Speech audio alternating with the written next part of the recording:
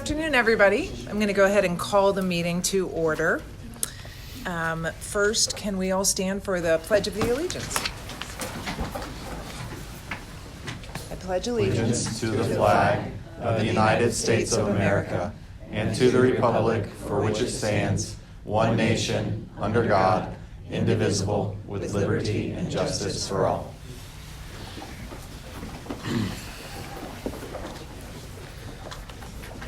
Okay, can we get roll call, please? Mrs. Detweiler.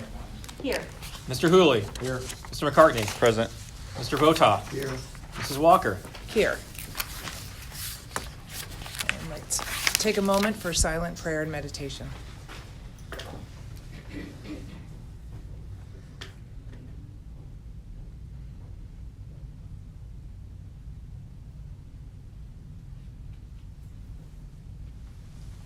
Thank you. All right.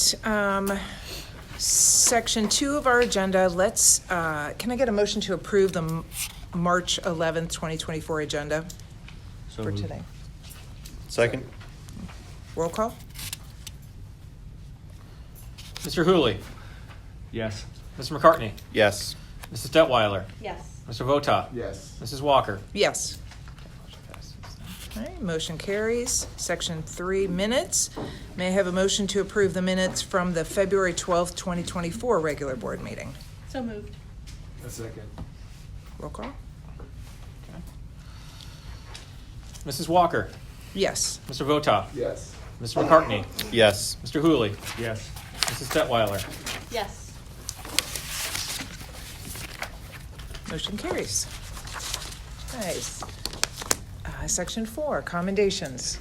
Dr. Miller? All right, for our excellence in action, March 2024, we'd like to recognize Doc Lorson. Would you come on up here with us? Let me. All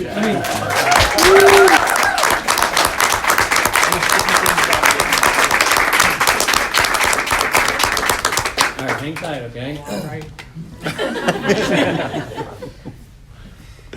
When you think of what it means to be a pioneer at Jonathan Alder, Doc Lorson is the person that comes to mind. He is kind, caring, respected by his colleagues and students.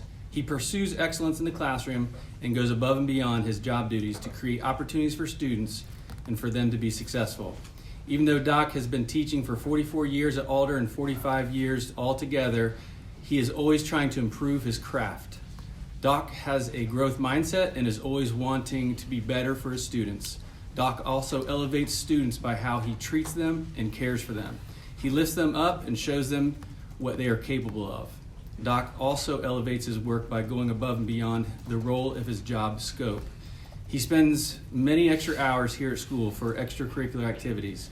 He has been our quick recall advisor for 30 years. He has also been the senior advisor for well over 20 years and has attended every graduation since. He spends time before and after the school day to make sure that his students are taken care of and are being successful. When a student needs help, Doc makes time for them.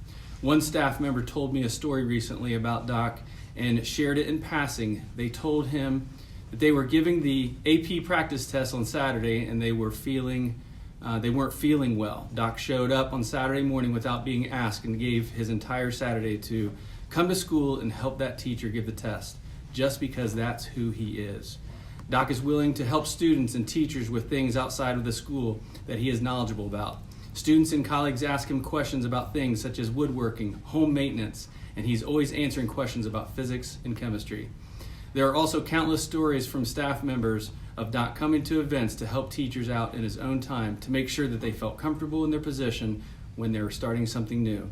The entire Alder community is lucky to have had Doc as one of their instructors. As a great teacher that Doc is, he's even a better human being. Thanks for everything you have always done for the students, staff, and community. Congratulations and thank you.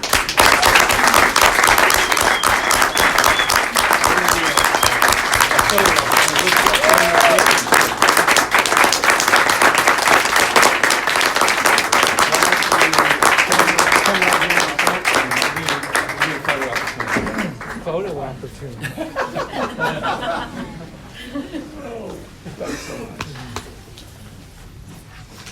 Congratulations, sir. Y'all A little heavy. there. Okay. All right, I can get everyone in here. Okay, here we go. 3, 2, 1. One more. 3, 2, 1. One more. Perfect. All right.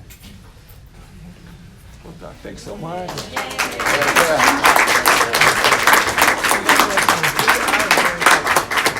Personally, professionally, thank you.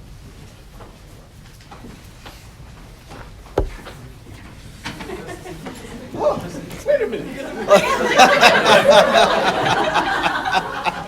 Sorry, not the main attraction.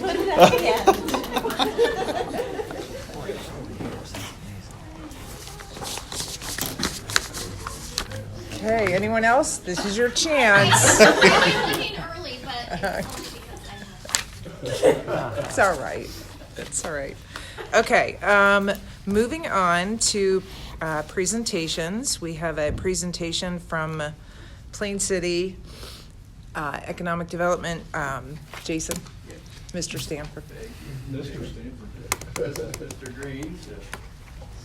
Thanks, gentlemen, for being with us this evening. Mr. Green is not with Plain City, but he's been actually with Plain City for the past year and a half. Really, I think they met you when you were hired on with the Montrose Group to help with this development study. So Nate Green and Jason Stanford has been working with the district on this incentive policy, letting Mark and I have a voice at the table. So I appreciate it, gentlemen. Let me see if I can get this to display now. Well, as we get this started, I just want to thank you all for your time and for having us tonight. Just wanted to take a few minutes and go over where we are with our economic development incentive policy. It's been about a year, I think, since I was last here, maybe less than a year, a little bit. But if you remember at the time, we were debating a tax abatement for the uptown area and went crazy. And I kind of mentioned that, you know, we need a policy. We're starting to work on a policy. Well, I'm happy to say that we're about 99% there. So this is just an update. Really proud of this, and Nate has really gotten us where we need to go. And I really want this to just be a conversation and kind of input from you guys too. So our current situation, obviously, we have no incentive policy. The Village of Plain City does not have any incentive policy for the use of the economic development assistance programs that we have out there. You may be familiar that Union County as a whole has an incentive policy, but the Village of Plain City never signed on to that, okay?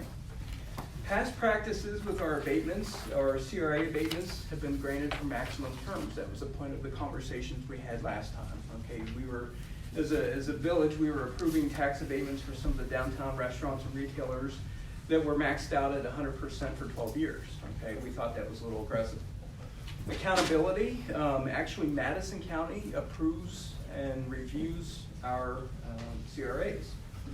We have a complicated negotiation process. Obviously, we went through that. It was a little bit intricate, challenging at times. We have limited protection toward the district.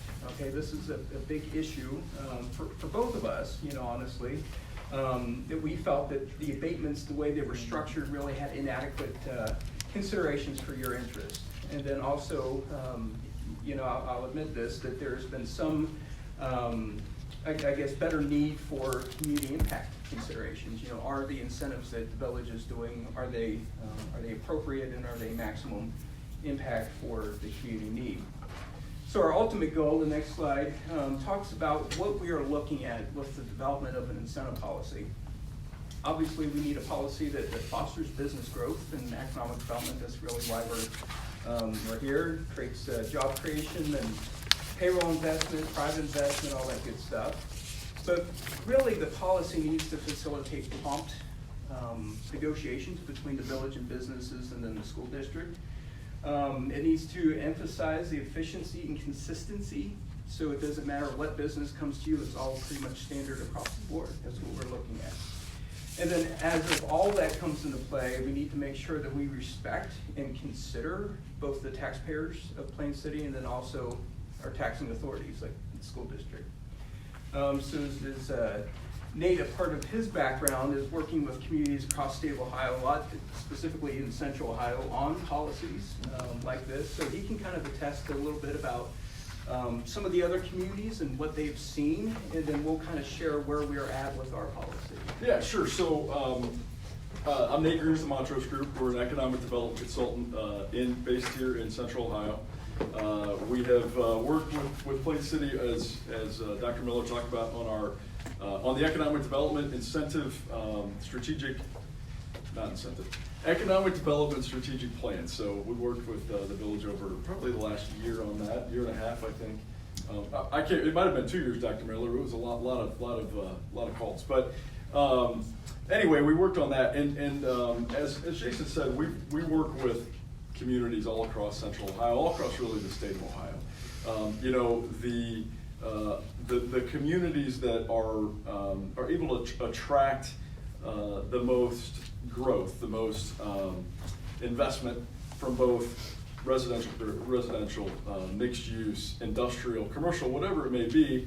They have policies in place that we're talking about like here. They have policies in place that help not only the village and the county grow, but also make sure that we are doing things in concert with our schools. Because obviously you have a huge impact, or the school is greatly impacted by what happens in development. So when we go through this, when we talk about the proposed incentive policy, really, we want to make sure, obviously, that it defines clear oversight, compliance, and reporting measures. We want to prioritize the minimum incentive required rather than the maximum incentive, as Jason had talked about. We want to, when we go through the EDIP, or the Economic Development Incentive Policy, really clarify the roles of all the parties, the village, the district, and the businesses. I think one of the things that is in economic development, one of the things we're trying to do is take away, I'll call it risk to all of you, risk to the village, risk to the businesses. And when you have economic development plans like this in place, we got to take some risk out of the equation, because you all know how the rules are played, the village does, and the businesses do. And essentially, when the businesses come in, we can say, here's our economic development incentive policy. This is how we're going to do things going forward. Union County, I mean, they've had it in place for, well, Eric's been there for 25 years. Yeah. I was going to say 25 years only because Eric's been there forever. But since 2006, and I mean, you've seen the growth that's happened there, and it's been very. I would say that a lot of the growth there has been smart growth, and they've really thought about how to best do things. And I will tell you that the city of Marysville and the Economic Development Group right now are having more discussions about how to do things going forward as there's been that growth. We want to make sure that it establishes set thresholds for both CRAs and enterprise zones. We want to set higher requirements for residential TIFs. They're great things, but we want to make sure that when the village looks at those and when the developers are asking for those, that it benefits the development, but it also doesn't harm the school district. So we want to make sure we do that when we go through. And more to that point, we want to prioritize what are called non-school TIFs. Tax increment financing districts in the state of Ohio, they're allowed by state law. You can do 100% for 30-year tax increment financing districts, TIFs. A lot of places in Ohio, particularly if you look at the city of Columbus, there's a lot of TIFs that are in Columbus. All of downtown is in a TIF.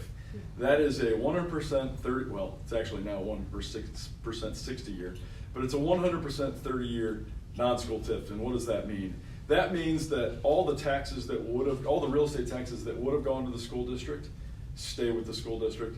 All the taxes that would not have go into the infrastructure. And it's obviously all new generation. So if there's $100 of new property taxes generated and the schools would get $50, you get the $50, the other $50 goes towards the infrastructure. That's important, I think, as we're talking about these things, because TIFs are important and they help really make development happen.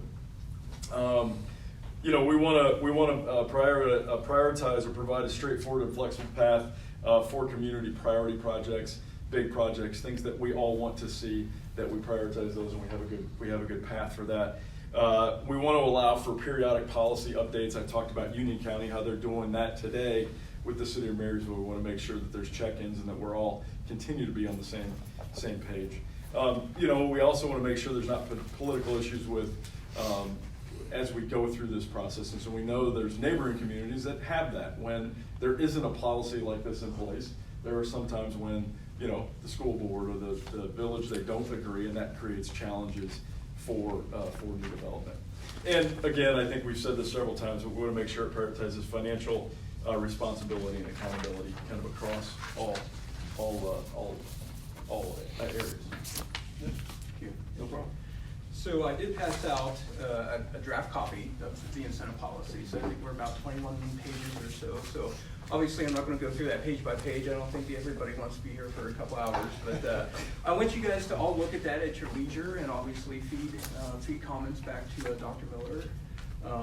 And then we can discuss that. But some of the benefits in the policy I want to point out, especially when it comes to the school district, is that when it comes to excess revenues, you know, for incentives, I want people to understand that the village is not issuing incentives just to make money off of incentives, okay?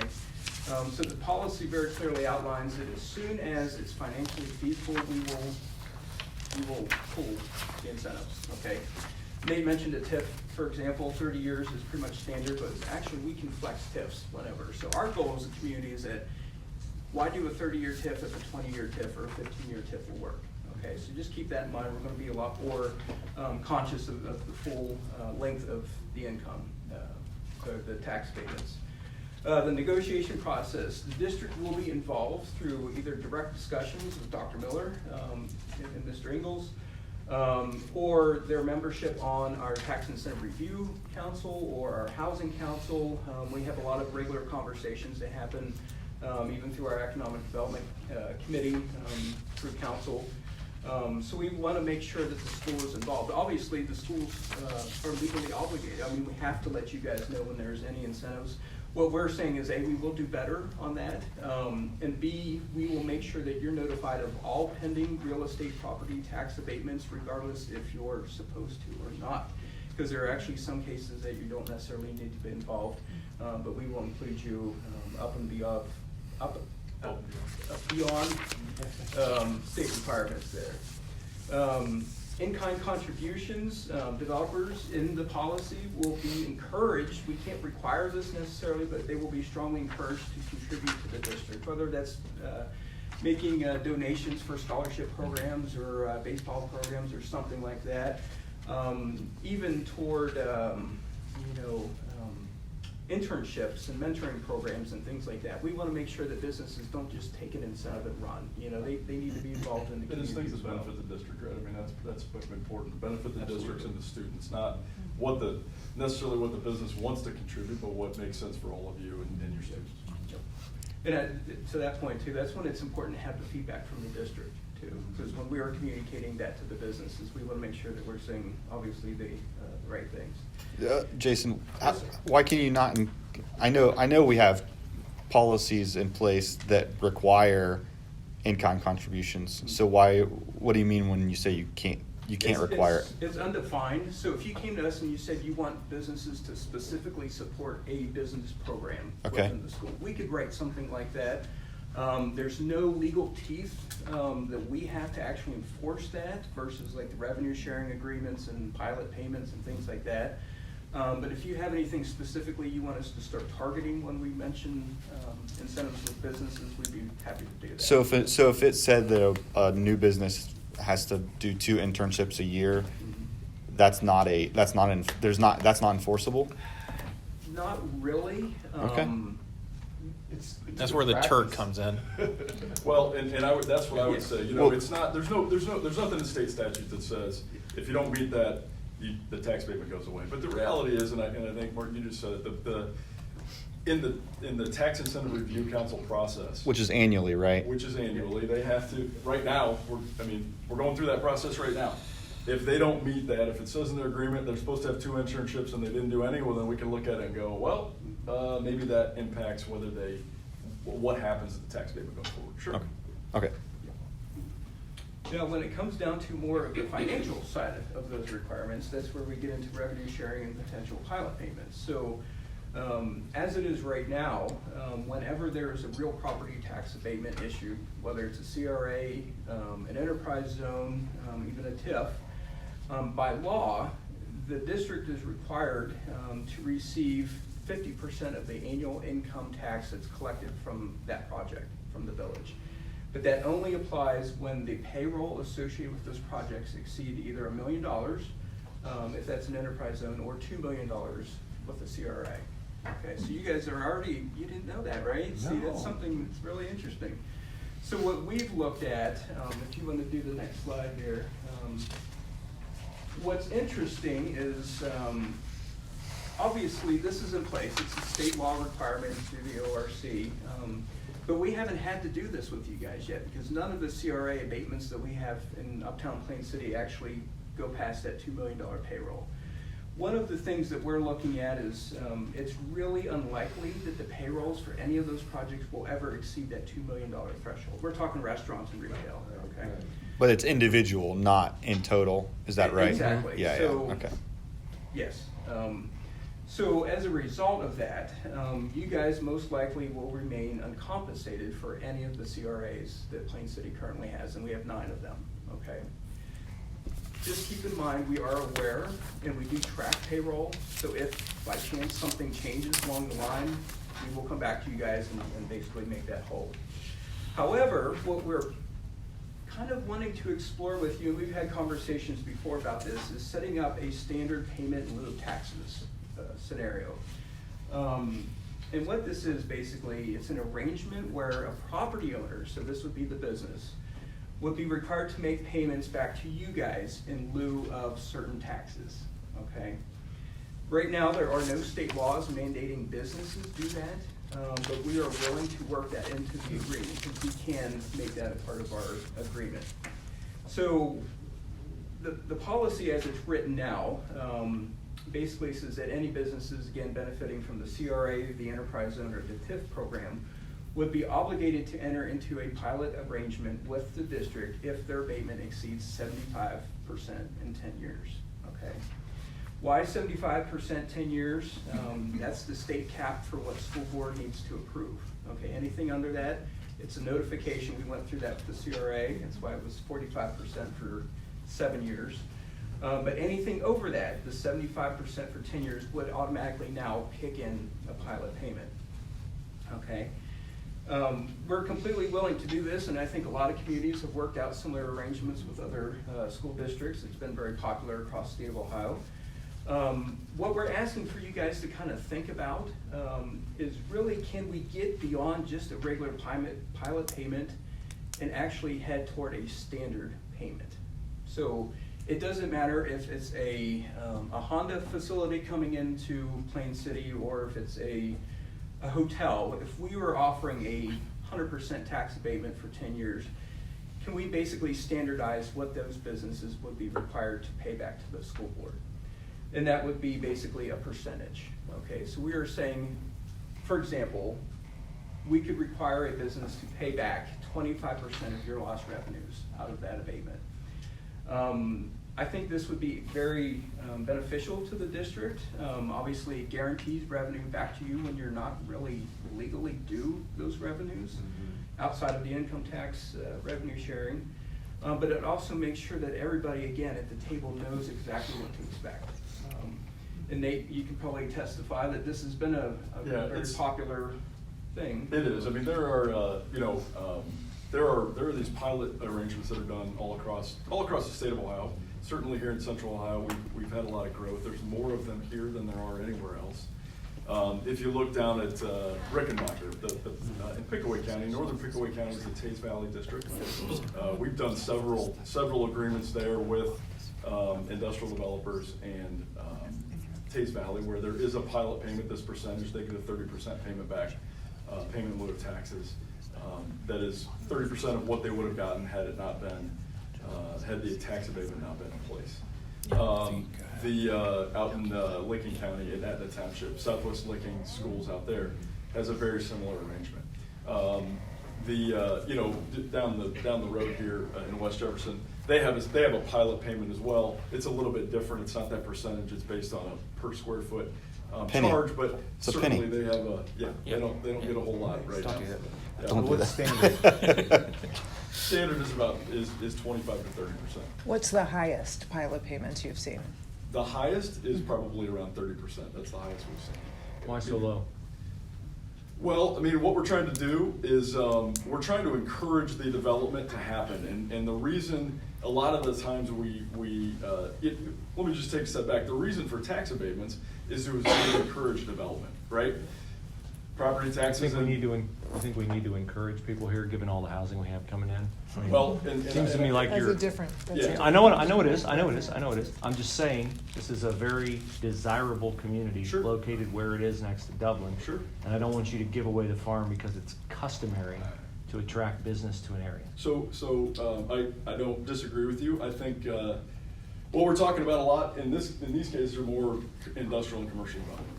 Do you need to do that in residential development? I think Right. there's. No, I'm talking about commercial, but I'm saying people want to be located where, in a great area. Sure. This is a great area. Sure. I think our relationship, the Alder School's relationship with our local community is more tight-knit and closer than a lot of other districts that you just identified. Sure. And so I don't see that industry standard on a percentage compensation needs to be that low, given what companies are getting if they locate here. Well, I would just tell you that when we're competing for whatever development it is, that Plain City and Alder would be competing against all those other districts in Central Ohio. And if we're going to compete and try to win those, we have to be as as competitive as those districts. And if we're going to be as competitive, we need to meet or exceed what they are offering, so that we can try to attract those, or we might not get the incentive. That's why those districts in those areas have done those pilot payments, because they've wanted to attract that development. So they've been able to, they put together those pilot payments in order to attract it. If we do something less, we might not be able to attract it. It's a great place to do business. That's 100% true. But we still need to build infrastructure. We still need to have sewer and water in place to do those kind of things. And we also need economic development incentives to make that happen. Well- And the pilot payments are only when you go over the 10-year 75%. Is that Correct. correct? That's correct. So it's when you give a higher percent. If it was 90% or 100%, then there would be that pilot. It's almost always 100% though. I mean, if we're competing for a big project, it is. It could. However, once you guys take a look at the policy, you'll see kind of where our priorities are being flushed out in the community. It's no longer necessarily the smaller downtown type businesses. We know that there's industrial need here. There's need for industrial businesses, employment. We also know that commercial's coming. Whether or not it's the type of commercial that's a priority for the community is when the abatements actually play more. Right. A grocery store. Everybody wants a grocery store. We need a grocery store in Plain City, right? If we can't attract a grocery store that wants to do business in Plain City, we have to step up and make something happen. So I don't want you, I hope you don't think that we're just going to be passing out incentives. The other thing that the incentive policy does is that it really lowers the thresholds for the individual incentives that we would offer. For example, it would be really difficult for a business, at least the types that we've been getting, to actually achieve a 75% 100-year, or a 100-year, yeah, there we go, 100-year. They probably like the 100-year. 75% 10-year. You wouldn't like that. No, Yeah, no. yeah. Same with, TIFs in the enterprise zone. We're putting more onus on the businesses themselves to actually get those better terms. so you're raising the bar, not lowering the bar. Is that right? Yeah. Did I You're raising the speak? bar. Yes, No, we're you're raising right. the bar. Yeah. Yeah. And trying to, the whole point here is to target the incentives of things that we want, right? Rather than just things that may otherwise. Well, I have two things to just to kind of address where you were going, Bruce. As a school board, as a school district, I would rather see commercial. I mean, my understanding is that Plain City's tried to attract business development for a long time and has been rather unsuccessful in that venture. And so while I don't like giving away tax money, if there's a way to attract business that we've unexplored, then I would be willing to, in the short term it sucks, but in the long term, hopefully over the long term, it pays. But what I was going to ask you, Jason, would you consider? So I know that you're saying in this, well, we're gonna do a pilot agreement when we have to come to you anyway. that doesn't really seem, it seems like, well, will you sign off because we're going to have to ask you?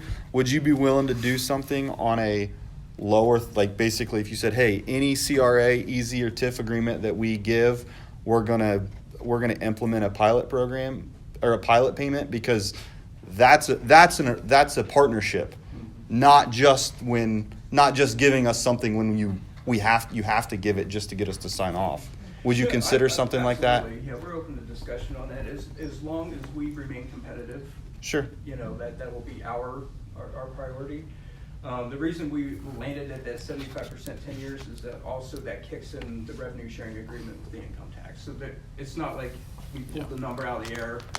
Sure. Not like a quid pro quo or anything, but that's actually where that kind of came from. So, and also just to clarify, a non-school TIF, we're made whole 100%. Absolutely. So these pilots and the income tax sharing, that doesn't play a role because we're getting everything we're owed, for the development. So that's just the ability. It's only on a non-school. It's only when we a forego school TIF, taxes. A school TIF. Yeah. If we forego taxes, then this is when the pilots and the income tax kicks in. If the developers want a school TIF, they can come in. I know some many companies haven't asked us yet. Right. Is there a comment on that? Okay. Any other questions before I get into some of the benefits potentially of this? And probably should cover this a little bit. Obviously, some of the benefits back to the school is this is an additional revenue. Okay. You can use this in addition to the income tax revenue sharing. So I don't want you to think it's either or. It's both. That's what we would be doing here. Predictable funding, I know that's important for the village. We need to make sure we know what the budget every year. It would be the same way, obviously, with the district. And then the revenues, as far as I know, there's no restrictions on what you can use that funding for, because that would be a contribution from the business to the district. And that's right. That's the case in other school districts as well. You can use the pilot to fund a lot of things across the district. And then the rest of this obviously just talks a little bit about the villages and then the benefits. I think it's a mutual concept. I really hope that you guys embrace. Our next steps, basically in a couple of weeks, I will present the policy, the draft policy to our council. Okay, they have been briefed on it, but this will be the full presentation April 3rd. They will review, and then we anticipate approval sometime in early May, or at the end of April, and then early May will be implementation. However, depending on the feedback we get from you guys, we're completely open to revisiting that pilot concept. If we don't get anywhere on the pilot concept, that scenario, we can move forward. I'm sure the village is okay with moving forward without it. But again, we don't want to. We want to include you guys. We want to come to some kind of arrangement that makes it beneficial for all of us. So at some point in the next quarter or so, or maybe before summer break, if we could work out what that provision, if you guys are open to that, we could settle on a percentage and then just get that agreed on. We can go back and amend the policy, drop it back in the policy, have council sign off, and then we can go from there. So I just wanted you guys to be aware of where we're at, and ask you again, for your feedback and comments, and hopefully support once we get other discussions going. Absolutely. I believe we might have, I think our Amazon Think Space was paid with pilot payments, correct? Yeah. I think we've done this before in the past, just so we know. Think Big was another pilot payment that allowed us that from Amazon. Was that through Union County? Amazon, Union County, yeah. So. Okay. Other questions, comments? No, I don't think so. You've given us a lot to digest. We want an answer right now. Right. And I just wanted to remind the school board how, I guess, valuable it is that we're coming together and forming this relationship now as you're working through this incentive policy and giving us the opportunity to have a voice in this. So I really appreciate that, because it's only going to become more and more about how we're affected down the road, as you know. So Jason and Nate, I really appreciate it. Thanks Yeah, for having us and at the meeting tonight. Jason, I recall when you were here months ago, and you said there was a need for a plan and that you would partner with the district, and I do appreciate everything you've done so far. So thank you. Thanks, everybody. Thank you. Thank you all very much. Good to meet you.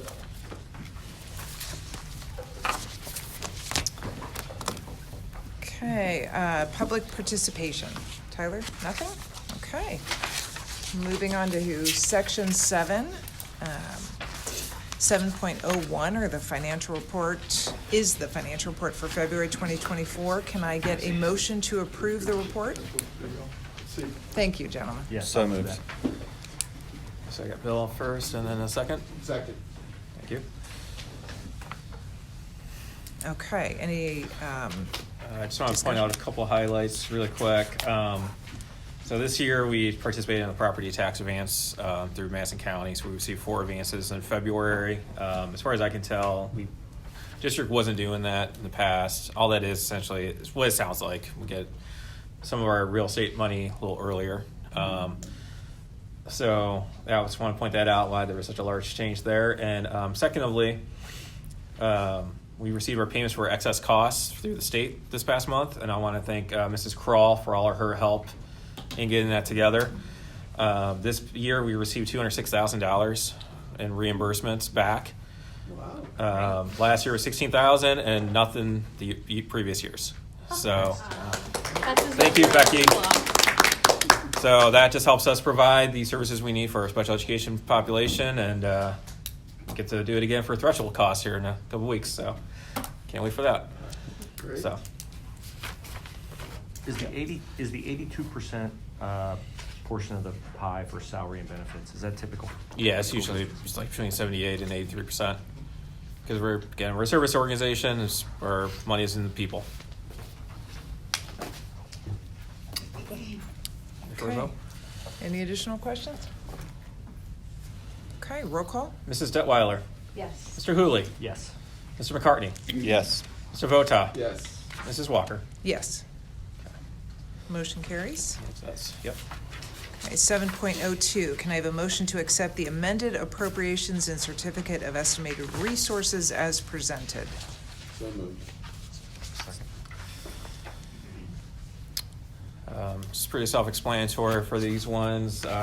We also want to point out that we received a safety grant, thanks to the help of Mrs. Kroll and Mrs. Schrock for applying and receiving those funds, $9,700, which would be used towards replacing the PA system in Rowe to improve those facilities there. So thank you for your efforts on that.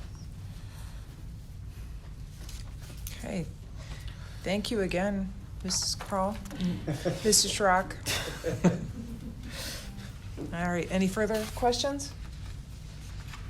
Roll call? Mr. McCartney, Yes. Mr. Vota, Yes. Mrs. Walker, Yes. Mrs. Detweiler, Yes. Mr. Hooley. Yes. Motion passes. Section 7.03, can I have a motion to approve the grants and donations as presented? So moved. Second. Okay, well, I'm sorry? I said you should read it. Yes. On behalf of the board, I would like to thank Nancy Patterson for donating over $9,000 for track equipment, and also Rodney Russell for his donation of over $9,000 for track equipment. To say that this makes the children who are participating in the track programs' lives more enjoyable and gives them better odds and helps them with their skill set is an understatement. So as a district, we really appreciate that. And then we also are receiving $9,771 from the Ohio Attorney General Safety Grant, $500 from United Way for the EL Night sponsorship. Thank you to the United Way. And $2,000 from Target Simply Generosity for Plain City Elementary School. And I'm not exactly sure what that is. I'm sorry, I don't need to. It was an employee, from what I read, an employee has the option to Yes. donate the money, and somebody chose Plain City. Mark Stevens, Yes. One of the I know, I saw. team member awardees, selected Yes. your organization as a recipient of this $2,000 one-time grant. Yeah. Wow. Well, thank you, So I Mr. don't know Mark Stevens. Stevens, but Yeah, thanks. great, thank you. It's really cool. Okay, anybody have anything else they want to say? Anybody? Okay, roll call? Mr. Hooley, Yes. Mrs. Detweiler, Yes. Mrs. Walker, Yes. Mr. Vota, Yes. Mr. McCartney. Yes. Motion passes. 7.04, can I have a motion to approve the then and now purchases as authorized by the treasurer? So moved. Second.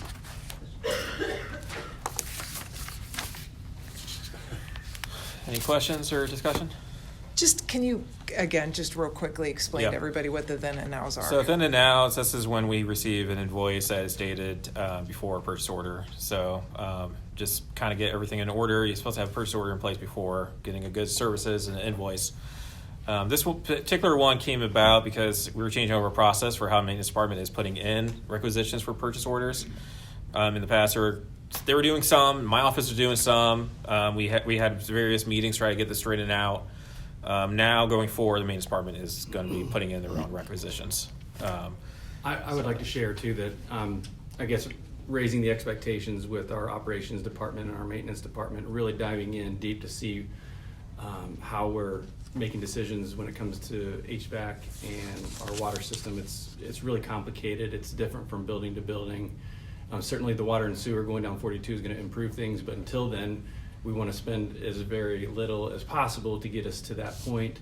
And with the HVAC systems where they are reaching an end of life, so we want to extend as much as we can, but not be in a bind where when it's 90 plus degrees out, we can't cool the rooms, and vice versa. Just if you remember December, January, even though we were out because it was cold enough for students not to be out during, I guess, the bus stop and arrival times, we still wouldn't have been able to have school at Plain City Elementary because we couldn't get a couple of the rooms up warm enough. So I'm really diving deep about how we're making those decisions. We're bringing in numerous companies to give us expert opinions, multiple estimates, and if Schneider can't do what we expect them to do, we'll find someone else that can do it better. So through this process, there have been these couple now and thens because we're trying to improve it from our offices, and now we're going back to have to approve something that we would have approved anyway, but it was just out of order. So it's just part of the process of what has happened when we're trying to improve this operations area. Sounds good. Yeah, thanks for digging deep. Thank you for getting us procedurally sound. And we're contracted with Schneider through the end of the year, so we're going to continue to raise the bar there and then find someone else if they can do it better. And maybe they can't, but we're listening to the different companies. Good. Okay. Any other comments? Okay, roll call. Mrs. Walker, Yes. Mr. Votaw, Yes. Mr. McCartney, Yes. Mr. Hooley, Yes. Mrs. Detweiler. Yes. The motion passes. Great, thank you. Okay. Okay, section 8, 8.01, tolls reports. I did see Dr. Hoadley out there. What's the protocol? Would you like me over here? or- Wherever you're comfortable. You don't want And- Bill to try this? Yeah. You'll probably do a better job. No. I'll stand over here just because you just had to stare that way for half an hour. Give your neck a little rest. Yeah, thank you. So I'm not standing in front of anybody here. So, but President Walker, members of the board, thank you for allowing me to come tonight. You have the tolls report that Bill's put before you here tonight. I'm just going to go in depth, and I'll be honest, I'm a little bit of a poor man's substitute because we were supposed to be bringing some students here tonight. But spring sports have started, and you have some students on spring break before spring break, and so they're going to be with you next month. And so I don't know that you'll see me next month, but I said to Dr. Miller, I'll stand in and give you a little bit more of a deeper dive in what's going on with your educational partner just south of here on 42. So first off, we look at ourselves as your partner. You have some great opportunities and some real challenges in front of you. Hearing that economic development report, I don't know if I missed Jason talking about how many homes are planned in this district. So I'm glad you're sitting there and not me, because you have a tall task in front of you. But I want to just give you some updates. Some of these are on your report, others are not. And certainly during the course of what I share, if you have any thoughts or questions, please interrupt me and let me know. But I want to share. 2 years ago, we were just over 600 students.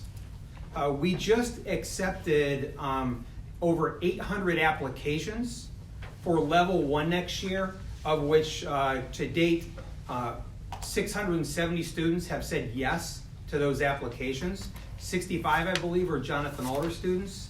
And so our enrollment this year is just, we started just around 1,000. We're down and we lose during the year. You can't move into tolls middle of the year. You can only move out. And so we're down about 905, 906 right now. But again, 2 years ago, we were just over 600. We'll start the year next year, I really think, with our new programs and additional sections, probably around 1,100 students. And we see that as a great, number one, pressure relief valve. As you guys continue to grow, you have facility space at your disposal a mile and a half down the road. So always keep that, please, in the back of your mind. And I'm going to circle back to that facility space there. But great growth, and you see it in the economy. Central Ohio is booming. The problems you are facing, and I shouldn't use the word problems, more the challenges that you're facing, it's really unique. Ohio as a state is not growing. It's pretty much level. I spent 10 years up in Cleveland, wonderful school systems up there, and their commonality is they're all decreasing in enrollment. Central Ohio doesn't have that problem, but what we do have as a problem is around workforce and having high quality workforce for all the economic opportunities that are happening here. You set very uniquely in the midst and almost the exact middle between the Intel plant and the Honda plant in Fayette County. Those are two massive projects that you're about a 40-minute drive right here to both of those. So you're going to see housing opportunities, but you're also going to see, as Jason was talking about, business opportunities from some of those subsidiaries or providers of those two entities land right here. And certainly with your connection to 33 and everything going up and down between Dublin and Marysville in the Beta District, you are uniquely positioned for that. We're wanting to work with you in making sure that that workforce in Central Ohio includes all the Jonathan Alder students who desire that career technical education. So a couple things I want to bring in. You were just talking about grants. Kudos for always looking to find grants. Your administration working hard to leverage and bring in sources of revenue outside of taxpayer dollars. A couple that we have been fortunate enough to obtain that impacts Jonathan Alder. One, we have received, and this was back in October, a U.S. Department of Agriculture grant of just under $900,000 for distance learning technology. About $40,000 of that technology will be placed here at Jonathan Alder in our satellite programs, but it's on mobile carts, so it's not meant to be, if it's not being used, get it out and get it used there. So that's. Can you explain that a little? I explained that once, but I probably didn't do a very good job. Right behind you, it's like these things, only bigger, on carts that you can then connect. And it's really, again, through the U.S. Department of Ag to bring educational access into the more rural areas where, like in other places, going to Columbus State for a CCP class, you can drive there. Here, it's more of an online environment, so it's bringing those online educational opportunities into more rural areas. And so think about that on steroids and mobile. We'll get one put together. That probably won't come in until May, June, but once you do, I think we'll just have you bring one in, and maybe you can see yourselves on TV and see what's on the board meeting here. So that's one grant, and we just put in the requisition for that last week. Actually, prices in technology have dropped a bit, so we're hoping to even get a few more. Our requisition was about $70,000 less than what we were granted, but we have to go through a process with the federal government to expand the scope of that grant.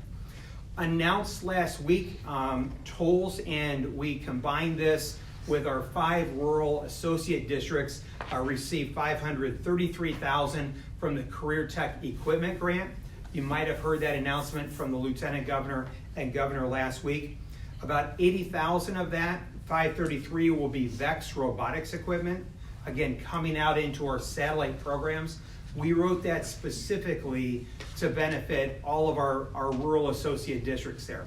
It's really hard to apply for these grants. It takes a lot of time, a lot of effort, and that's where if we can do this almost as a consortium, it's 1 + 1 = 3 with great partners. And there's, again, about $60,000 that's going to be brought to Jonathan Alder through the Rust DLT grant and the Career Tech grant. So we want to continue to find ways to win-win in that situation there.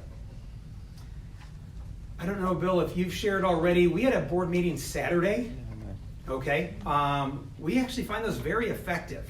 It's hard on nights during the week when you have 7 school districts to find a time for all 7 school boards to come. So we've had 2 over the last 3 months on Saturdays, had all 7 members. Happy to announce tonight, we're gonna be moving forward with a facility expansion project. We had some uncollected millage that we are able to now start to collect. And because of our funding system, we operate on our original millage. It was passed back in 1972. We're at 1.8 mils. In the K-12 world, 20 mil floor. Mark, we talked about that, and if you have that, you get growth on the floor. For Career Tech, it's 2 mils. We're at 1.8. So all of the growth that's occurring, if it's not tipped or abated, we get growth on that. And so we're going to utilize 0.1 mils. We just got back 0.2. That, believe it or not, brings in 2.4 million per year. We're going to go out and go through the bond process, utilize that as our dedicated revenue stream, and we're going to be doing a project of about $30 million. So we're going to be adding on to the back lab high bay facilities, specifically a new double welding lab, as well as a new construction lab. And we're actually going to build, depending on how you want to count it, 4 or 5 labs, and Bill will kind of chuckle on why that seems to be more of a complicated number than it is. But welding is going to be new state-of-the-art because we just doubled that. And we know that there are huge, huge opportunities in both the welding and the construction world right now. And that's also labs that really, frankly, in our 7 associate districts, we're not competing against the home school. That cost point to put a new welding lab, just to buy 50 welders, that doesn't make sense. That's where the Career Tech model works best, is if we can work together and pool resources. By that I mean almost students, because no one can really offer a lab for the cost and the number of students to make it doable. Where when we do it as a collaborative, we can do that. That alone, that expansion is going to be about a $21 million expansion. And then we're also going to expand our fastest growth area, and it's healthcare, by putting a $7 or $8 million expansion on what will be the south side. If you've had children in the early childhood preschool program, we're going to be building on and having a new space for that, pushing that out, which will improve safety. But then everything above it and around it will be pre-nursing, pharmaceutical, all of the health pathways, which we see just growing exponentially at Tulsa. And we know the healthcare in Central Ohio. Ohio State's building a hospital, Carmel's building a hospital.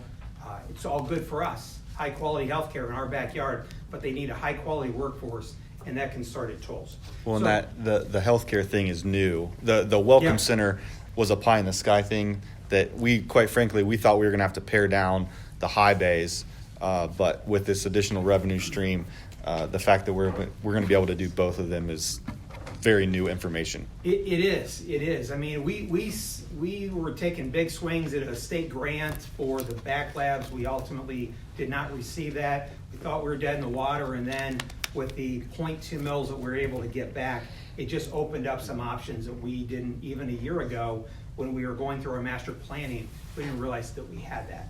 So it's a wonderful opportunity. It's very unique, and it's because we're able to get this 0.2 mils that we're going to uncollected back, and because we set underneath that 2 mil floor. So leave you with this. My closing on this is I want to share new additional programming. I mentioned our enrollment just going through the roof, and again, I think we have 65 Jonathan Alder 10th graders who have submitted applications for consideration into level 1 programming next year. This partnership is just can grow and grow and grow. Under Principal Hayes, your support, thank you. Clint came down and was talking to our kids last year. I think brought them donuts, and you don't feel like you're away from school when your principal comes down, number one, and when the one-way ride takes you 2.5, 3 minutes. And so this relationship and the proximity is unique to Tolles and Jonathan Alder. the same opportunities are not existent for Madison Plain students. And so this whole half-day piece is such an opportunity for your students, often who don't want to leave school for the entire day. But here, it's a 3-minute commute. So it's a great, you're setting in such a unique place regarding career tech opportunities. When you look at growth and electives, you've got 20 electives a mile and a half down the road. So always keep that in the back of your mind. And these are world-class career tech electives here. On your sheet, and what I want to just close my comments by talking about this, the newest area that we are pushing into is a new, typically in the past, career tech was a 2-year obligation. Signing up as a 10th grader, that's tough. If you think about making that life choice in 10th grade at 15 years old, not every student can pull the trigger at that young age. The newest career tech opportunity is what's called senior-only programming. Called senior-only, that's not a highly glorified name, but it's only for seniors, okay? And instead of doing the 2-year process, you do 1 year and you come out with a 12-point industry-recognized credential, which is an alternative for your graduation pathways, especially for students who are struggling to get past the benchmark set by the state of Ohio on all these assessments. The 12-point credential is another pathway to do that. And so by the senior-only programming, whether you have a student struggling for graduation requirements or just wanting to start down a program toward their career, mile and a half down the road, please always keep that in the back of your mind. This is a great opportunity that, again, is new, and you can see listed. We're going to have next year an STNA pathway. That's new because we're going to be adding another nursing instructor because our nursing numbers go through the roof. But digital media, drone, EMT, and employment ready. And I was talking to our drone kids the other day. There's untapped understanding of drone technology and what it might lead to. But also, when you're looking at your senior year and you want to have fun, spending 2 hours a day just going out learning how to fly a drone and becoming FAA certified to do so, there's a lot of learning. That is really a science class when you look at the weather and the physics that all go into that. So these are fun, but again, meant for seniors and can be a great opportunity, especially, and I came from one of the suburbia schools. I know you're starting to get a lot of pressure. I want to come to school late or I want to go home early. That early out, late in. And so the last part I want to talk to you on that is a program that we've had in place the last couple of years. We've rebranded.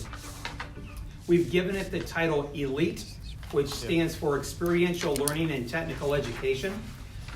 We've had the last couple of years of partnership where Steve Cawley, and some of you may know Steve. Steve is our internship coordinator. Not every student chooses the career tech pathway, but some students by their senior year, they're looking for a work-based learning opportunity. And so ELITE is a program specifically for your students who haven't come to tolls. Again, an alternative to that late in or early out, where we go out and help them find gainful employment in an area, ideally something that they would like to explore to do in the future. Again, they don't have necessarily the career technical training, so we're not going to get them probably as a PCA position at Dublin Methodist Hospital or Doctors West, like one of our pre-nursing. But we've been able to find some unique positions, paid positions, and we actually work with your athletic director to make sure that we have all of this correct, because this is a credit-bearing experience. So we want to make sure, because you have such a high percentage of your students involved in extracurriculars, that if they're involved in ELITE and they're obtaining credits, that credit makes sure that they're continually eligible for your sports, provided that they're passing your classes here and they're showing up for work as a part of ELITE. As a part of ELITE, we also, Steve Cawley helps them find a job. We also then have people that go out and work with the employer to make sure, A, the student's showing up, doing a good job, learning, because not every fit the first time is a fit, but this is a new program rebranded that we've had in the past, probably, I'm going to say, and Clint, I'm looking for your 5 to 10 kids probably in a senior year do it in the past? Yeah, and we had more last year. and it's really worked out well. Some great success stories. So some students who have attended Toles and students who haven't, but with working with Mr. Colley and getting those internship, opportunities. It's been and we're just trying to expand that, because we've had this proof of concept happen both at Jonathan Alder and at London, and now we're investing in trying to grow this a little bit more, because again, and especially with our suburban partners, this pressure of I don't want to come to school, I only need 5 classes, I want to sign up 1, 2, 3, 4, 5 and then be out. And while you can do that, a student only gets 1 senior year. You don't get a do-over for that experience. And in Career Tech and here as well, the value of work-based learning, there are a lot of lessons that you get when you're actually employed, and especially when you're getting a paycheck. And so that's what the Elite program is all about. So I've covered a lot. I hope I haven't taken too much time. What questions might you have about Elite or Senior Only or any of the topics that I've touched upon here? Dr. Hobie? Yeah. The question I have is, you didn't talk about it, so I'm sorry, but do you still have the ag program? Yeah, we have outdoor careers. We actually talked about this a little bit on Saturday. We struggle with that, to be honest. We struggle with outdoor careers in that what the alignment of that has shifted. Back in the day, it was a turf management for golf courses. Toles had a 1-hole golf course back there, and we had greens mowers and sand traps. Yeah. If you ever can fly over, you'll see the remnants of that. We've pivoted now more toward like natural resources and trees and trying to use the back learning lab. But our challenge is we don't really get any interest out of our big suburbans, which then would be 6 of our 11 high schools. Right. And then also London, Madison Plains, and Fairbanks have really strong ag programs. Oh, do So yeah, so we really just struggle with the students. So we're trying to reimagine this. I had a couple administrators spend a couple days at OSU this past summer at looking at like sustainable agriculture, controllable agriculture, and maybe looking to like redefine that in the future as a senior only program, more in the ag and plant science type.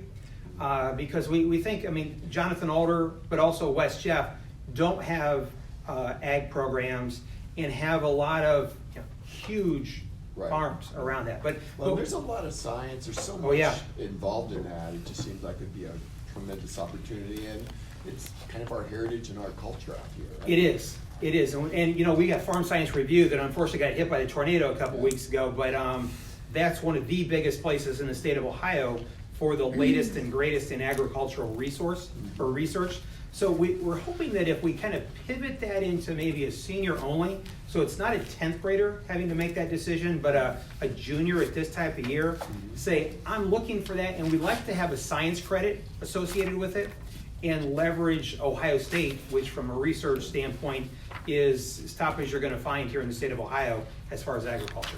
Well, in the concept also being that it's differentiated enough from the ag programs at Fairbanks, Sure. London, Yeah. and Yeah. Madison Plains that you're not going to be trying to pull their students Sure. and competing Oh, yeah, with their you programs. don't. Yeah, Right. we're I get that. I trying to get that. thread a needle a little bit, and I'm glad, Bill, you mentioned that, because we don't want to duplicate programs, because that doesn't make sense, but we want to find something that's a value add to all. This is probably off the radar, and we can talk about it another time, but if a Jonathan Alder student wanted to go to ag, could they go to Fairbanks? We just talked about this on Saturday too. Yeah, I'd say you just hit because we get so stuck in the box and asking ourselves, like, why can't a student from Alder, again, you've got London, I don't know what Mechanicsburg has, but that's not far from here, but They have a good ag program. Madison Plains is a little bit of a drive. Madison Plains got one of the strongest ag programs you're going to find in the state of Ohio.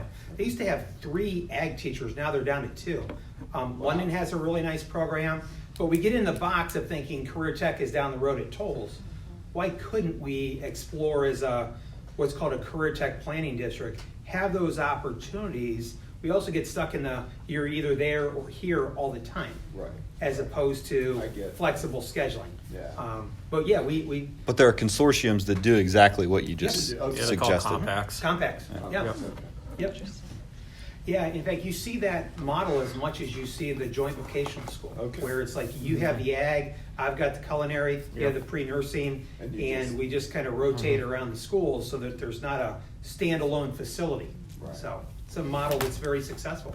Yeah, Western Ohio, like Salina and St. Mary's, they have a model like that. Okay. It's interesting how that all works out.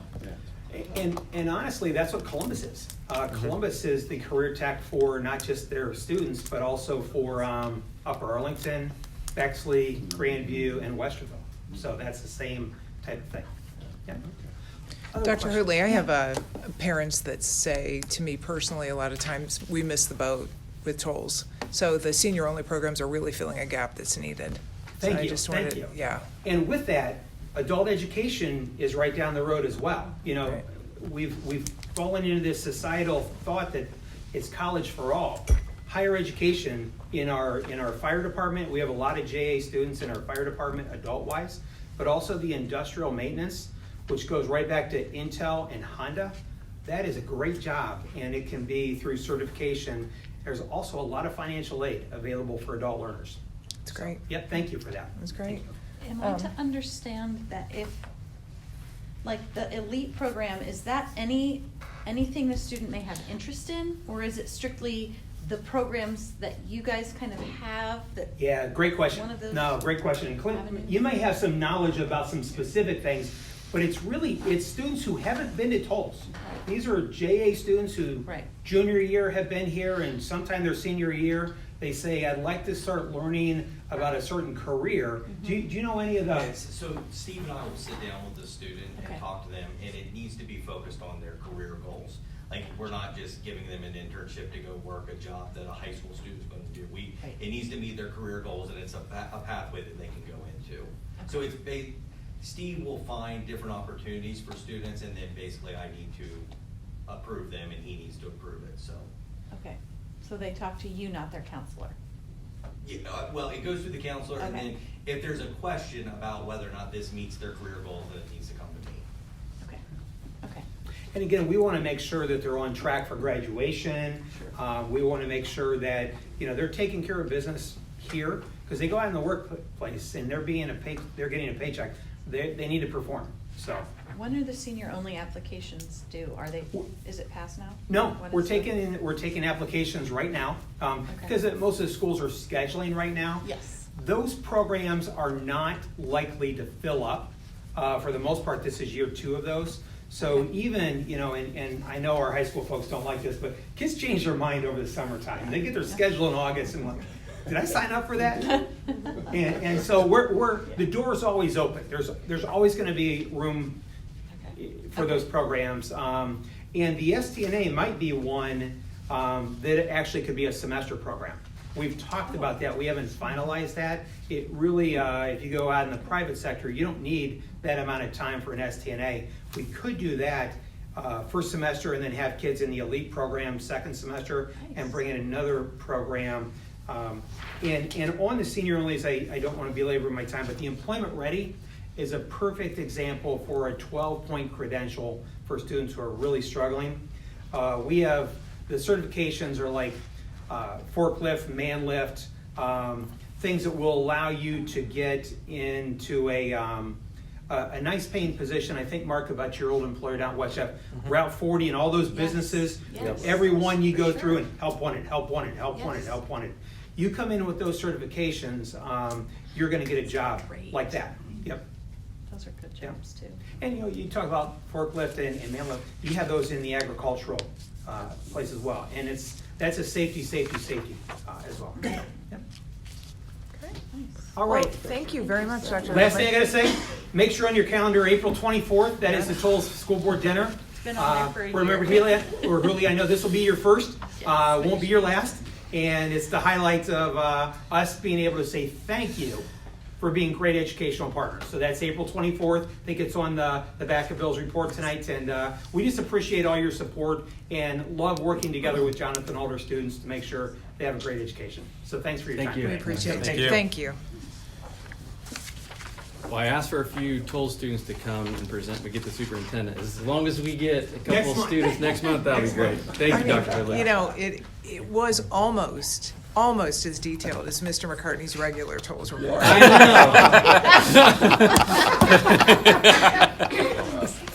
It's close to new bar. Close. Thanks. Yeah. Thanks for coming, Todd. Take care. Okay, moving on to the superintendent's report. Thank you, Mrs. Walker. So last school board meeting, February 12th, we talked about the educational visioning process, how we were kicking that off that very next Friday on February 16th, and that was a huge success. So I just want to share some of that with the board tonight. I know it's hard to see. We got some pictures scrolling up here, but you guys have access to all these pictures and some of the slides on the turnout from the 16th. But again, just to remind you that Steed Hammond and Paul normally pulls these groups of teachers in different grade levels to be part of this process. We invited our entire staff on the 16th, certified and classified. Everyone was welcome to have a voice at the table about what the future of our district looks like when it comes to teaching and learning. That was Friday the 16th, huge hit. Thanks for Carla on leading and coordinating that. And then on February 28th, that evening at the junior high, we had about 45 community and parents in for that piece of the puzzle. The focus was, what is Jonathan Alder doing well right now? And then what do we want Jonathan Alder to do well in the next 10 years? We're going to take that data along with what the staff says about that. And the following day, on the 29th, we had a group of students in and a group of staff after school. What are we doing well? Let's continue to build on that. And what do we need to do better? What do we want to do well in the next 10 years? Then this next phase of the educational visioning piece let's put that all together and make sure that we're putting the right action steps in place for what we want our teaching and learning to look like in the future. So huge hit on the first phase on that. And then we're going to do that for the next 3 months to determine what it looks like. And I'll be sharing with the school board on what our community, what our students, what our parents are going to be saying about what they want, what we want, and how we want to shape our district. Any questions on that piece? And again, the educational visioning is that piece of the puzzle that's probably the most important piece of the puzzle of the master facility planning process. The master facility planning process is a year-long process. The educational visioning is probably the most important piece throughout this process, kind of guides our work. Josh, did I miss anything on that? Nope. Okay, and Josh is with us this evening in case we have any questions on some of the other contracts later on, but he's coming back in this Wednesday. We have our steering committee, and we're just on to the next steps with our educational visioning and master facility planning process. Then I wanted to congratulate, but not get too ahead of myself, because we still have tournament play going on and some student athletes and programs in the heat and in the mix of it right now, but we just have so many great things going on, and I look forward to bringing some students in, some athletes, and some programs before the school board next month, just so we can recognize them for their outstanding accomplishments so far. As you know, our boys basketball, they are district champs for the first time since 1979, I believe, and I wanted to invite this group and anyone that's interested to our regional semifinal game this Thursday at 6 p.m. at Vandalia Butler High School, and we are playing Archbishop Alter High School out of Dayton. So I would say that where we're playing, this high school might have the upper hand as far as location, but as many of our Alder community we can get there, the better. Let's beat parochial schools 3 times in a row. Yeah. Because we meet Reedy. Yeah, I know and that. Waterson. Yeah. So we're on It's, the right. that, just FYI, I was there Saturday. It's an hour from Plain City. That's It's it. very easy Oh, drive. that's it. That's Yeah. that's I-70 to Yeah. 75, you go up first exit, make a left, go down like 3 lights, and it's right there. Easy That's to a get. regular conference game for us, That's right. most of our teams. Yeah.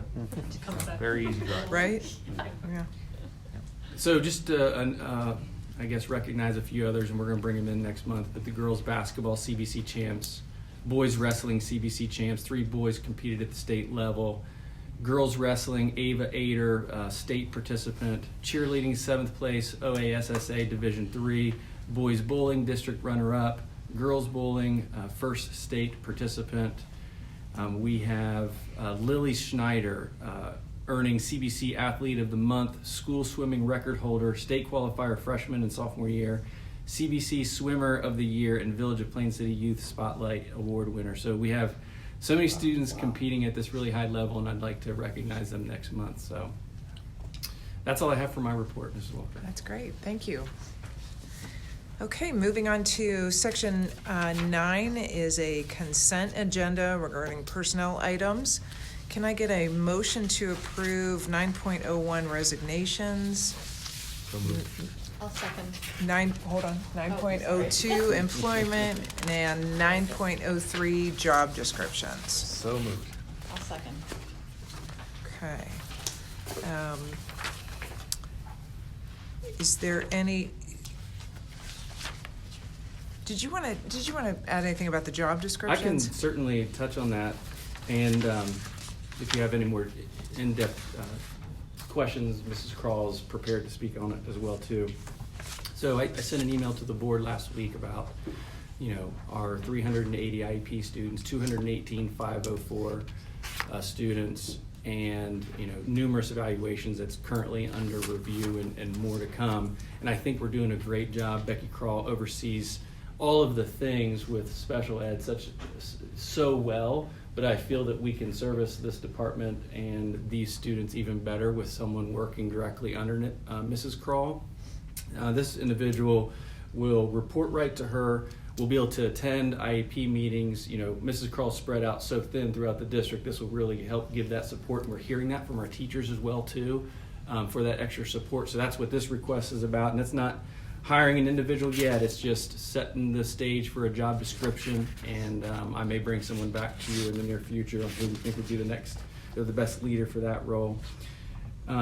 You are all up to speed on our gifted review. We have Angela Dickman that was doing gifted coordination, but only at halftime, and I think that her work is spread really thin as well too. So this is basically a full-time coordinator, and we don't know who that person will be yet, but that will be able to expand on our gifted students services. So this person will oversee the process and continue to improve what we want that to look like in the future. And this speech pathologist description is an improvement from what's been in place. As you stutter. I was going to ask about that. Just We're not trying to get out hiring- we're not speech hiring a language. speech pathologist, or are It- we? Restructuring the way it looks. Right now, we're partnering with the ESC for 2.5 days on Yeah. this role. Yeah. Maybe hiring this person within under this job description. We might be able to do it for the same amount of money, but more days. Okay. Okay, any other comments or questions? Okay, roll call? Mrs. Detweiler, Yes. Mr. Hooley, Yes. Mr. McCartney, Yes. Mr. Votak, Yes. Mrs. Walker. Yes. Motion passes. Okay, section 10, new business. We had a first reading of the Jonathan Alder High School Course Handbook. Also attached to the agenda, you can see the suggested changes for the 24-25 handbook changes. And if you want to talk I would about like them a to little just bit. touch on that because actually new information Okay. came in after 3 o'clock today from the Ohio Department of Education and Workforce. So you received the handbook link last week. It's very similar to this year, the proposal for next year. Then we attached the handbook changes. There's an improvement on a consumer math course on what is going to be taught within that class. And then this other changes piece. What we're learning is Ohio Department did change some of the expectations over the last several years with this financial literacy piece. So it is a requirement to have financial literacy as a half credit. A few years ago, whenever I was a high school principal, it had to be a standalone class. That was a lot of our understanding of how it still needed to look, all the way up to confirming after school today with the Ohio Department of Education that we can embed that content into a class that we already have. So it will be, I guess that structure will be that content being done through another course, whether it's econ or a math course. We're still working through that, and we'll have a finalized changes for you, but it's going to be done better than what I originally thought it was going to be like when I first sent this out. So we have until April for you to take action on these changes, but I'll have concrete information for you by next month. Mr. Hayes, you want to touch on anything, or if you think that I didn't explain that right, you can certainly correct me. You're exactly right. We can embed the financial literacy requirements and standards into economics. For the longest time, they were telling us that we were going to have a standalone course. Government was going to move to a full year, and then we were going to have the kids were going to have an extra semester of financial literacy. Now we can keep it the same. They can still get their social studies full year credit by taking government, econ, and getting the financial literacy piece embedded into econ. So it works out much better for our students, and them not having to take. So like one big problem would have been you take a kid who has their 4 core classes, they take foreign language, they take band, and they're a junior, then you're gonna throw in financial literacy, and they're not gonna have any place in their schedule for a study hall or any free time to get help, make up a lab when they're gonna be booked the whole day. So this really works out better for our students that we can embed it back into economics. And that's what we've always done. But for the longest time, the state has been saying it's coming down the road, you're gonna have this standalone class. So it was good that we met with them and figured out that we can still do it the way we're doing it. And since we're speaking about graduation requirements, you have access to this, but I just want to share something else, how our team is elevating communication with our families and our students. It's probably not easy for the parent who's not in education to be able to explain to their child what they need in order to graduate. We have our long checklists. We had counselors doing things maybe differently or a dated way of doing things. There is a visual for administration and high school counselors to do things, but is it really easy for the typical student or parent to completely understand? So our team put this together, a one sheet, cheat sheet for our families to be able to make sure they have conversations with their students about what they need, what is required to graduate here. So that's out to all of our families. Kudos to Mr. Hayes and Mrs. Crawl and Mrs. Quick on this. But it's a good looking visual if you want to take that. But you guys all have links to that in your emails as well too.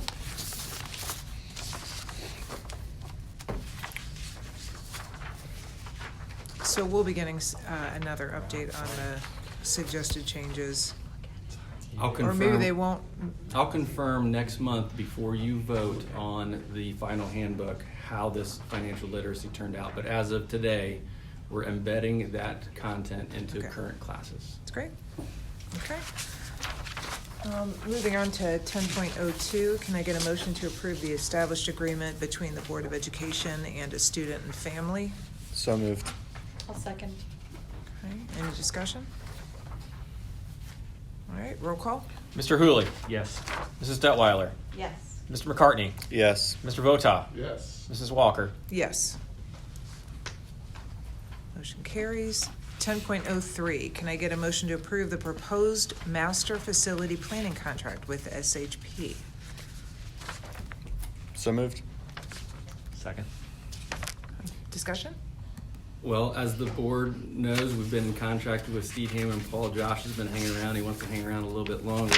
And that's what this item does, is just extend our contract and the work that we have with Steve Hammond and Paul, especially now during this crucial time through our master facility planning process. So extending it through May of 2025. All right, any discussion? No, but I do wonder, are we doing anything about potentially salvaging pieces of the building? I know we talked about it briefly. We're going to talk about that more on Wednesday, what that looks like. We definitely want to salvage anything that we can, and we want to make sure that we do it right as well too. Bricks, gym floor, those types of big ticket items. Right. It's still under discussion. Okay, that's all I wondered. Thanks. Roll call? Ms. McCartney. Yes. Mr. Hooley. Yes. Mrs. Detweiler. Yes. Mr. Vota. Yes. Mrs. Walker. Yes. Motion passes. 10.04, can I get a motion to approve the architecture and engineering contract with SHP for the abatement and demolition services as presented? So moved. I'll second. It's about time.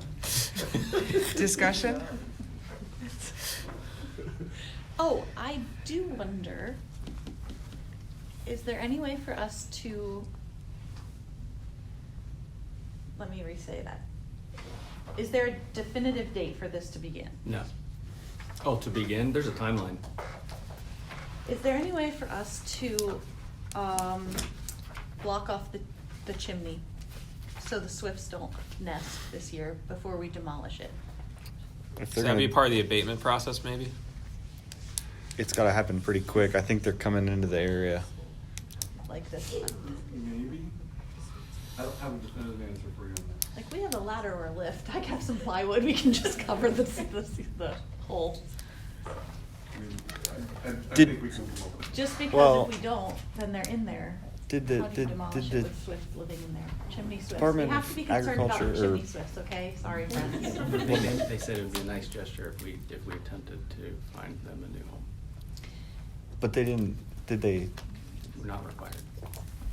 No, there's Did you certain- follow up with them? I You were did. gonna follow up with I them, right? did, but Yeah. I never heard back the last time I followed up. Okay. Because I was asking about building structures, and she kind of said they just like chimneys, but. You can't replicate it.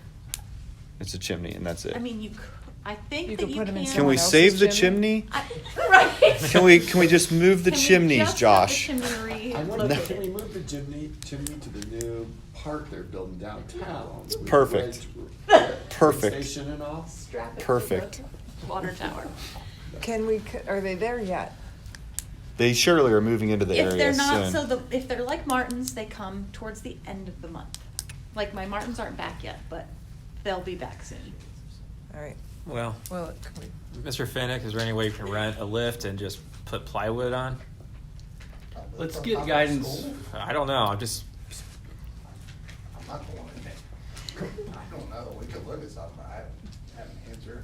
Josh would have a better answer than I would. Probably have to contact somebody like a Blackburn or somebody that does chimney sweeping, basically, to see if they could lock it up and stuff like that. How about if I know a guy with a lift and I get up there and put some plywood across it? Is that allowed? Is there a way to knock the chimney down before they move in? It's very tough to get to them. 'Cause Probably wouldn't take very much. Central to the building. We just have to look at it. I mean, Fire department? I mean, is the chimney that much higher than the top of the I building? know firefighters Is too, it? so we can get that happen. Yeah, what about the fire department? Would they be allowed to get up there and put something across it for us? Fire department can do whatever they want. I'll be on it. Add this to the agenda for Wednesday, okay? Thanks. Okay, great. Excellent. Roll call? okay, Mr. But they're not Votak. bats, everybody. They're not bats. No, they're They're chimney swifts. swifts. Is that better or worse? I don't know. Right. Okay. It's just Roll call. different. Sorry. It's just different. Right. All right, so the roll call, Mr. Votak. Yes. Mrs. Walker. Yes. Mrs. Detweiler. Yes. Mr. Hooley. Yes. Mr. McCartney. Yes. Okay, motion carries. Can I get a motion to approve Dr. Miller, superintendent, to secure bids for abatement and demolition of the former school facility at 340 West Main Street? So moved. Second. Great, and this is, what? All right, so what the board just approved is ASHP monitoring and overseeing the contract that we are going out to bid for the actual demolition services. So we start advertising, giving the authorization for Dr. Miller to go out to bid, advertise the bids, solicit the bids. We will review them, come to the board next month with a recommendation. SHP essentially overseeing the work. Great. Roll call? Mrs. Walker, Yes. Mrs. Detweiler, Yes. Mr. Hooley, Yes. Mr. McCartney, Yes. and Mr. Votak. Yes. Okay, motion carries. 10.06, can I get a motion to approve Rosemary Anderson as the Plain City School District Public Library, Madison County, Ohio board member? So moved. Second? I'll have second. Yeah, we got a second. I thought we Any had- Discussion. conversation, discussion? No? Good. Okay, roll call? Mr. Hooley, Yes. Mrs. Detweiler, Yes. Mr. McCartney, Yes. Mr. Votak, Yes. Mrs. Walker. Yes. Motion passes. All right. Now that takes us to section 11. Our next regular board meeting is scheduled for Tuesday, April 9th, 2024 at Monroe Elementary at 5 p.m. Will we be able to see? Well, it's Is the it day the after. day that. after the eclipse? It's the day after. The day after? Right, everybody wear your eclipse Sun will be glasses, back. the Sun will be certified back. eclipse glasses, so that you can attend the board meeting the next day and see clearly. Yes. Okay, can I get a motion to adjourn the March 11th, 2024 meeting? So moved. Second. Roll call? Mrs. Detweiler. Yes. Mr. Hooley. Yes. Ms. McCartney. Yes. Mr. Vota. Yes. Mrs. Walker. Yes.